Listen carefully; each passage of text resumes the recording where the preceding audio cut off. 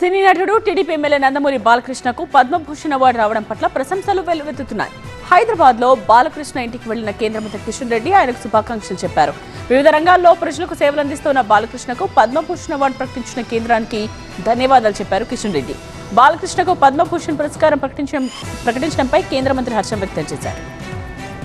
అన్ని రంగాలలో విశేషమైనటువంటి సేవలు అందించినటువంటి బాలకృష్ణ గారికి ఈరోజు భారత ప్రభుత్వం పద్మభూషణ్ అవార్డు దేశంలో ఉన్నతమైనటువంటి అవార్డు ఇవ్వడం అనేతున్నదో నిజంగా మేము భారత ప్రభుత్వానికి ధన్యవాదాలు తెలియజేస్తా ఉన్నాను. ప్రత్యేకంగా బాలకృష్ణ గారిని మనస్ఫూర్తిగా అభినందిస్తూ ఉన్నాము, హర్షం వ్యక్తం చేస్తూ ఉన్నాము.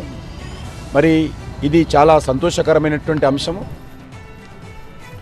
పద్మభూషణ్ అవార్డు రావడం సంతోషంగా ఉందన్నారు నందమూరి బాలకృష్ణ. కేంద్ర ప్రభుత్వానికి ధన్యవాదాలు చెప్పిన ఆయన ఎన్టీఆర్ కు భారతరత్న ఇచ్చేలా చర్యలు తీసుకోవాలని కిషన్ రెడ్డికి విజ్ఞప్తి చేశారు. నా చిన్న విన్నపం, కిషన్ రెడ్డి గారు నాన్నగారికి భారతరత్న